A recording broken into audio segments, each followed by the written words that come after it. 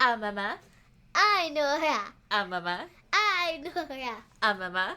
I'm Norah. And this is Norah and Mama Time. I think we just came up with our jingle.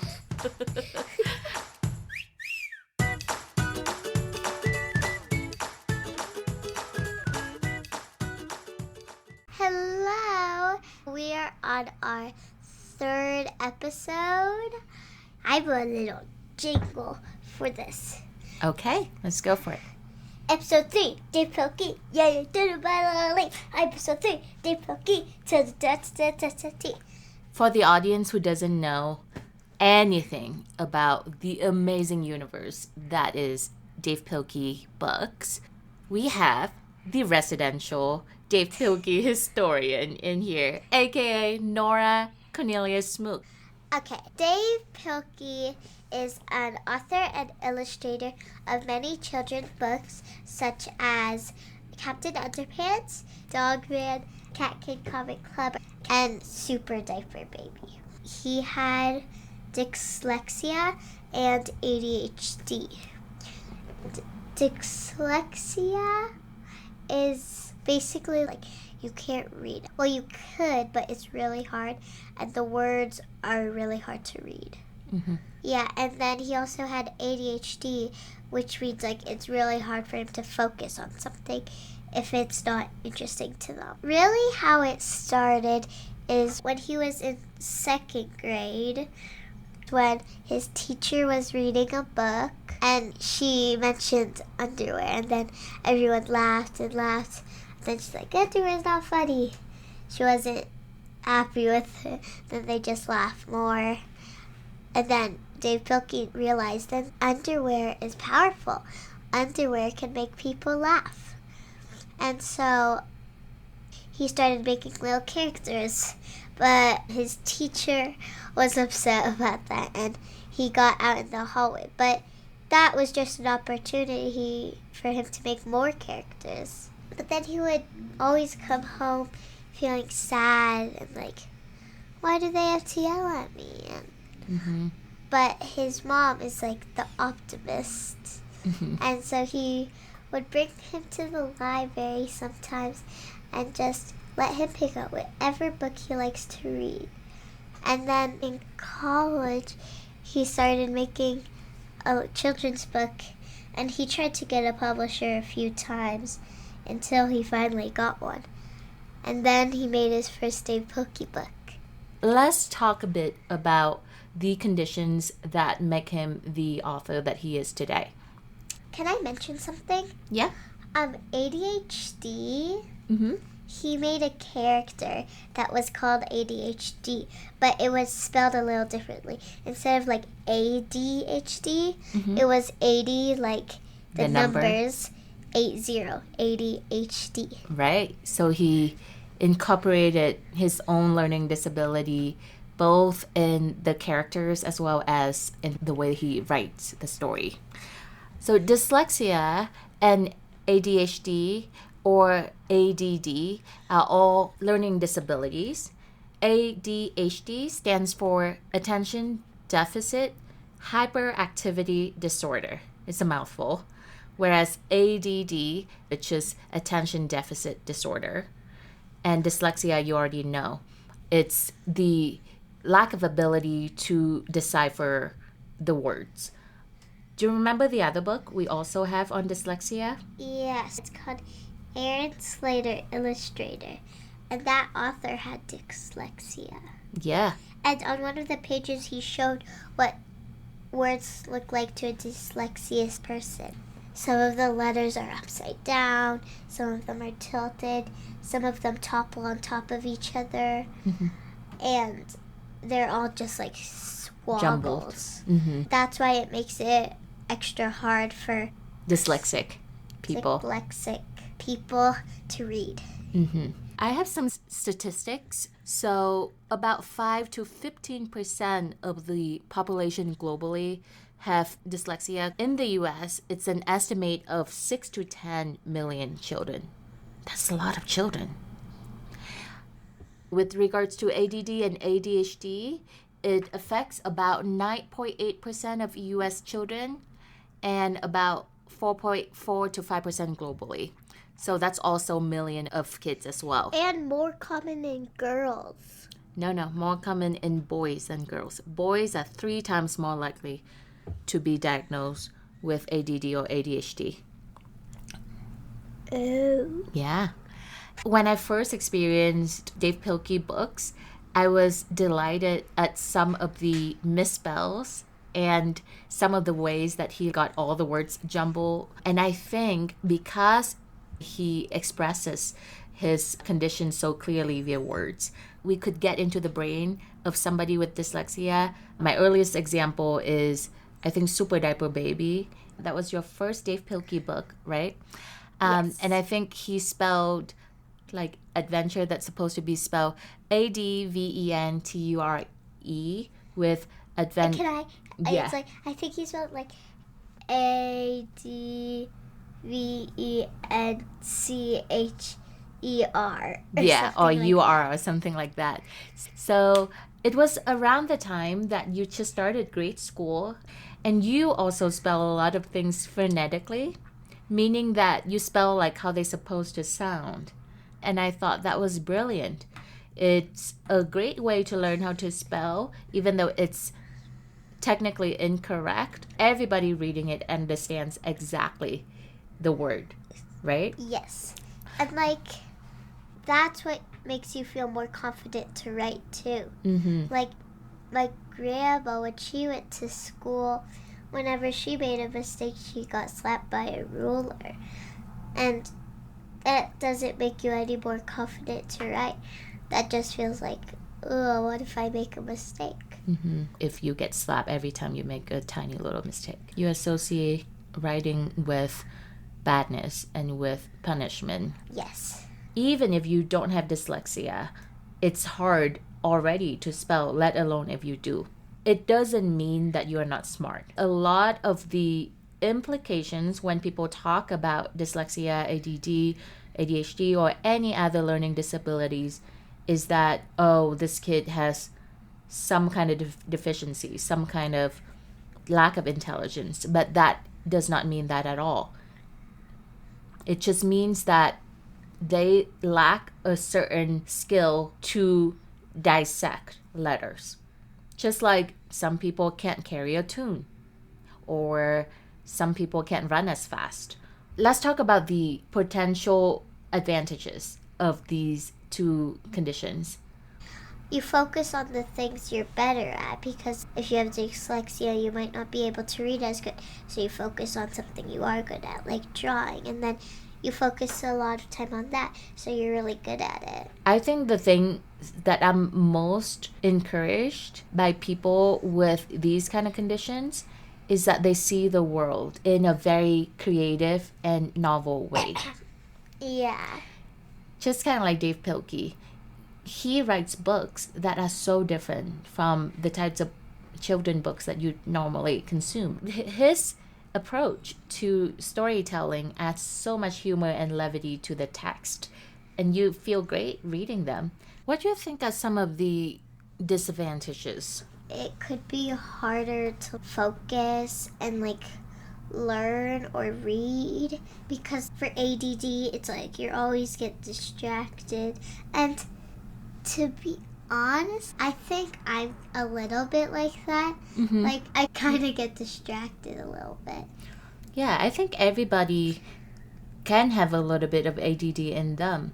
Neither of us are actual doctors, so we can't really tell, but we can just understand in general that there's a spectrum, meaning there's some people with like actual condition, and there's people who express some tendencies for that, and that's completely normal. Yeah. Reading is a pretty cool thing, and if you have dyslexia, you can't read as well. Well, you could still read pretty good, but it would be really hard to get there. But I really like Dav Pilkey books. Yeah. I like how he doesn't do all of the words exactly the same spelling, and he kind of shows how he gets there. Like, one time, someone was having a dream in his book, And then he was like, one day. And then he crossed out day and wrote one night. Because he was dreaming. Yeah. So with that context in mind about who Dav Pilkey is, can you tell us about a few of his books? Basically, he makes comics. Dogman, he's like the hero, and it all started with a man and a dog that got into a bad accident, and then the man's head is no good and the dog's body is no good, so they sewed the dog's head on the man's body. Oh my goodness. And that's how he got his name, Dogman. For Captain Underpants, he was George and Harold's principal, and then they found this hypno ring in the cereal box, and they hypnotized him. And first they just made him dance, but then they turned him into Captain Underpants. Who are George and Harold? George and Harold are the author and illustrator of the books. Okay, I know that might sound weird because Dav Pilkey is it, right? So Dav Pilkey made George and Harold, and he tried to make them like Hay was in 2nd grade. Well, they're in 4th grade. They did get some of their own personality too, but they started off a lot like Dav Pilkey. So he like made 2 parts of what he is, put them into 2 little people. It's a great way to tell a story because you can talk about yourself without talking about yourself. Because we discussed grade school was not pleasant for him. So a lot of the feelings that he experienced, such as feeling like the principal is so mean and doesn't appreciate them, he put that in George and Harold. When did you learn about Dav Pilkey books? I learned about them in kindergarten when we went to the library. I kind of still remember the feeling where I got Super Diaper Baby. I was like, oh, this is so cool. Then I learned there was a second one. And so my parents bought me the first and the second. When I was born, Dogman books. What year? 2017. 3 Dogman books came out. They're very new, and my dad just got them. He didn't even know if I would like them. I've always noticed those books, but I'm like, they're just like stuffed in my bookshelf. I'm like, I never really look at them. And then I noticed they were the same author, and I was like, maybe this will be cool. Then I read them, and I was like, this is amazing. And then... So those books have been sitting on your shelf for years before you started reading them. Yeah, and then I read more and more. And then now, as you said, half of my bookshelf is now Dav Pilkey. How did Dada know that one day you might like Dav Pilkey books? I don't know. Maybe he can predict the future. Let's talk a little bit about what makes Dav Pilkey books good. All of it. I love it. I really like them because they're not like too scary, but they're not so not scary that it's like, oh, this is boring. So they're very entertaining for you and just the right amount of scary. Yeah, and I also like the plot. The bad guys, like, they're not that bad. They're pretty silly, but it's not like good guy defeats them easily. More like bad enough to have an adventure and a problem, but not good enough that... Then there's no story. Yeah. If everybody's good, then there won't be an adventure. If everybody is special, then no one is special. If we always go on vacation, then there will never be a vacation. It would just be like your life. Yeah. Vacation forever is called moving. What does interactive mean? Interactive? Yeah. That's a good word. Yeah. It means you can do stuff with it. Yeah, I would say it's interactive then. What do you mean? Like, you can do fliporamas. If you've heard of a flip book, it's like that, but it only has 2 pages. So, like, 1 page is at the bottom, 1 page is at the top. he would hold the top page and just flip it really fast. And so you can see the top page and the bottom page, and they flip really fast. So it looks like an animation. Mm-hmm. And in one of the books it said, flip it, don't rip it. I think that's a great feature to have in a book because it makes it a moving, breathing thing rather than a static property. I work in digital publishing, and that reminds me of a GIF or a GIF. GIF? It's GIF. Why?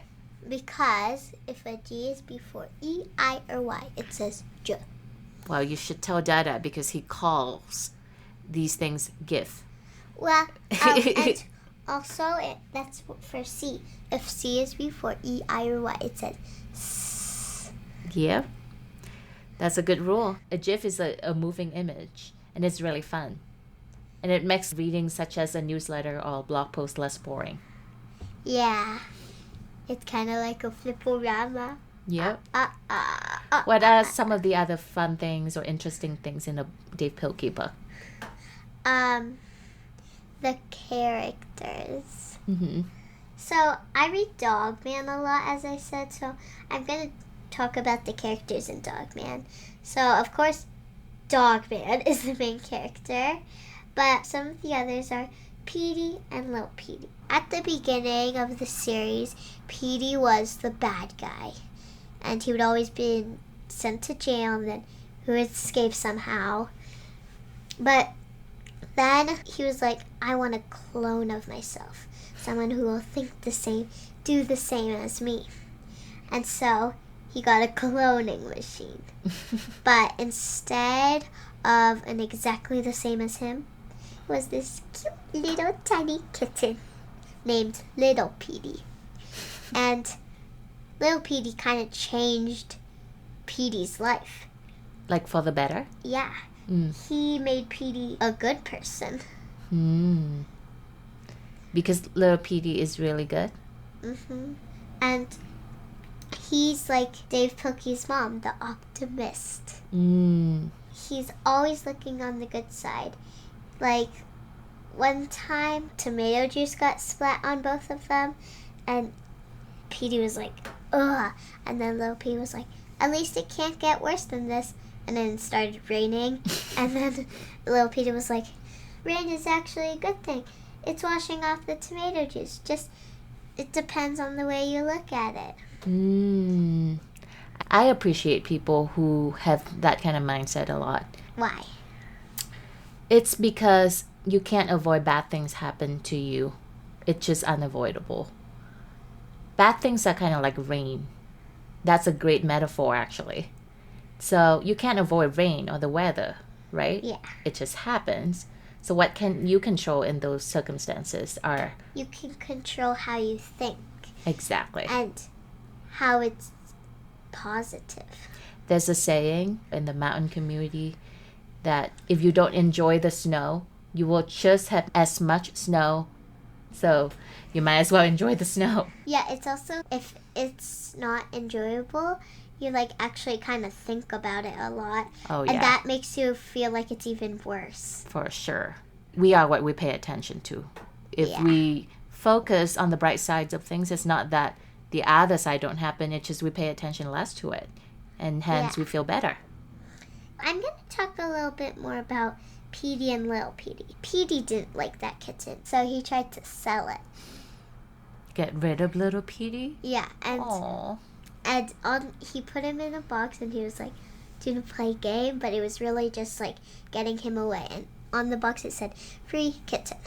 And then at some point, Petey just got away, and little Petey moved his box near Dogman's. And then Dogman found him, so he kind of liked little Petey, so he made a little bed for him. But then Petey kind of got worried. That's a moment where he's like, I kind of want him back. And he realized that he actually does like this little clone. Yeah, so he looked for 2 hours to find little Petey, and that's when he made ADHD. spelled with the numbers. ADHD. And then he basically looked for little Petey, and he found him, but he brought him back while he was sleeping. You know what I enjoy about that story arc? What? I think making an evil character having a change of heart is a great storytelling technique. Me too, I agree. Yeah.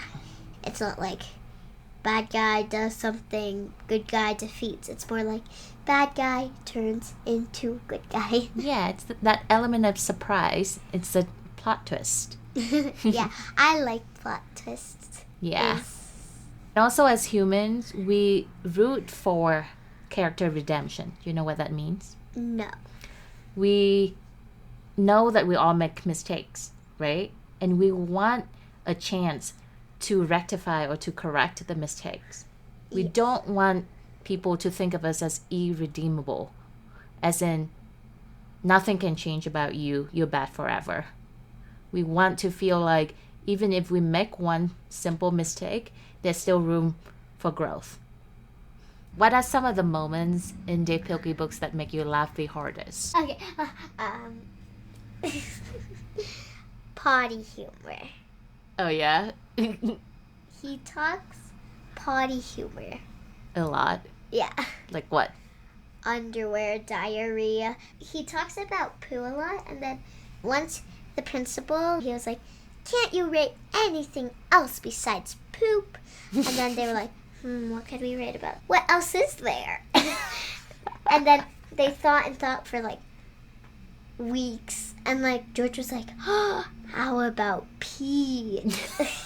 They didn't really get the idea that like not potty humor. What is it about potty that is so humorous? I actually have no idea. I was just thinking about that, like when underwear is powerful, underwear makes people laugh. I'm actually thinking, like, why does it? Maybe it's because it's tabooed. That means people don't usually talk about underwear. And they don't talk about poop and pee in public. So therefore, it's like a hidden kind of understanding that we don't talk about it. So when somebody breaks the social contract and talk about it, we feel like, whoa, that person is daring. Like, it's funny. Like, for example, whenever you accidentally fart, it's funny because everybody understands that everybody farts, but nobody usually admits it. Dada, he at home, he does this, not in public. Well, sometimes in public. Well, he's a farter, whatever. But he's like, pull my finger. And then you would pull it, and then he would fart. And that is so funny. Yeah. Every time. Yeah. I think that's also what sets Dav Pilkey books apart from other books. Other books don't usually talk about taboo subjects, such as pee or poop or fart. And Dav Pilkey talks about it. Hence, you feel like this guy gets it. This guy is real. Oh, and Dav Pilkey, I know you probably aren't listening, but if you are, I just want to tell you, I love you so much. Like, I love your books so much. So, Aww. I don't think you're listening, but if you are, I just want to tell you that. Oh. I'll tell you what. We're sending it. Aw. Are you crying? I'll try not to. You feel so emotional and touched by Dav Pilkey books? It makes a huge difference in your life. You should feel emotional. I feel emotional for you. If you ever see him or get to read one of his books with him, I think that would be amazing. Maybe one of the goals of this podcast should be we get it to Dav Pilkey. Wouldn't that be fun? Yeah. Okay. I think we talked enough about Dav Pilkey. We're fangirling a lot about Dav Pilkey today. So, to end each episode, I'm going to teach you a Vietnamese word or concept. And today I'm gonna teach you Comic. Okay, comic. So comic book in Vietnamese is called truyện tranh. Truyện tranh. Very good. Truyện means story and tranh means pictures. Stories with pictures. Truyện tranh. Truyện tranh. I wouldn't call it a conclusion, but the very end of each episode, we're going to tell you a sneak peek of the next one. So, are you ready? Yes. Let's see. It is dance. Until next time, thank you for tuning in to Norah and Mama Time.